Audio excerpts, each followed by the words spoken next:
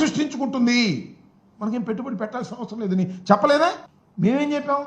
మేము హైకోర్టులో సుప్రీంకోర్టులో కూడా అఫిడవిట్స్ వేసాం.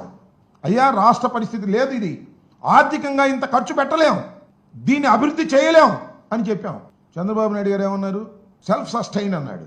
మరి సెల్ఫ్ సస్టైన్ అయితే ఏం చేస్తున్నారండి చంద్రబాబు నాయుడు గారు మీరు ఇవాళ? అప్పా ఇంత అప్పండి, నాకు అర్థం కాలేదు. భయంకరమైనటువంటి అప్పు తీసుకొస్తున్నారు ఇవాళ మీరు. ఎవరు చేయాలి ఈ అప్పు? ఎవరు తీర్చాలి ఈ అప్పు? 52,000 కోట్ల రూపాయల అప్పు తీసుకొస్తున్నారు ఇవాళ మీరు. అప్పుల గురించి ఏమన్నారండి మీరు? అయ్యా చంద్రబాబు నాయుడు గారు అనుభవజ్ఞులు మీరు. 4వసారి ముఖ్యమంత్రిగా ప్రమాణ స్వీకారం చేశారు. జగన్మోహన్ రెడ్డి గారు అప్పు తీసుకొస్తుంటే ఏమన్నారు? ఇది శ్రీలంక అయిపోద్ది అన్నారు. అప్పులతో మునిగిపోతుందన్నారు. అప్పు చేయడం తప్పు అన్నారు. అప్పుడు అప్పు చేయడం తప్పు. ఇవాళ అమరావతి కోసం అప్పు చేయడం కరెక్టా? ఎంత అప్పు చేస్తున్నారండి మీరు? 52,000 కోట్లు. ఏడీబీ బ్యాంకు నుంచి 15,000 కోట్లు, కేఎఫ్డబ్ల్యూ నుంచి 5,000 కోట్లు, హట్కో నుంచి 21,000 కోట్లు, సిఆర్డీఏ కమిట్ అయిన అప్పులు మరొక 21 కోట్లు, మొత్తం 52,000 కోట్ల రూపాయలు మీరు తీసుకొస్తున్నారు. ఇది ఎంతవరకు సమంజసం? సరే, తీసుకొస్తున్నారు. ఈ 52,000 కోట్ల రూపాయలు మీరు ట్రాన్స్పరెంట్గా ఖర్చు పెడుతున్నారా?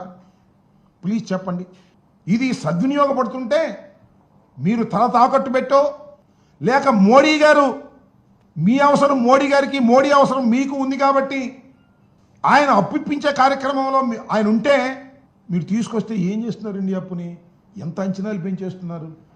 అప్పుడు 48,000 కోట్ల రూపాయలు మీరు టెండర్లు పిలుద్దాం అనుకున్నటువంటి టెండర్లని ఇవాళ 77,000 కోట్ల రూపాయలే పిలుస్తున్నారు. ఎందుకు అంచనాలు పెంచారండి? అప్పుడు శాసనసభకి మీరు ఎంత ఖర్చు పెట్టాలనుకున్నారు, ఇప్పుడు శాసనసభకు ఎంత ఖర్చు పెట్టాలనుకుంటున్నారు? అప్పుడు 2,271 కోట్ల రూపాయలు శాసనసభకు ఖర్చు పెట్టడానికి అంచనా వేశారు. ఇవాళ టెండర్లు ఎంత పిలిచారండి? అదే శాసనసభకి 4,689 కోట్ల రూపాయలు.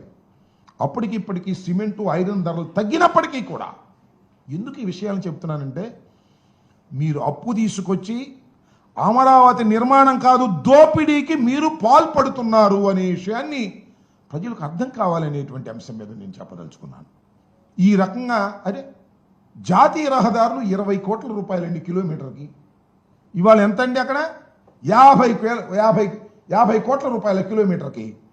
దోచేద్దామనే, కాంట్రాక్టుల ద్వారా దోచేద్దామనే, అంత దోపిడీ చేయాలనేటువంటి దృక్పథం తప్ప అమరావతి లాంటి ఒక మహాపట్టణాన్ని నిర్మించాలనేటువంటి చిత్తశుద్ధి మీకు లేదు.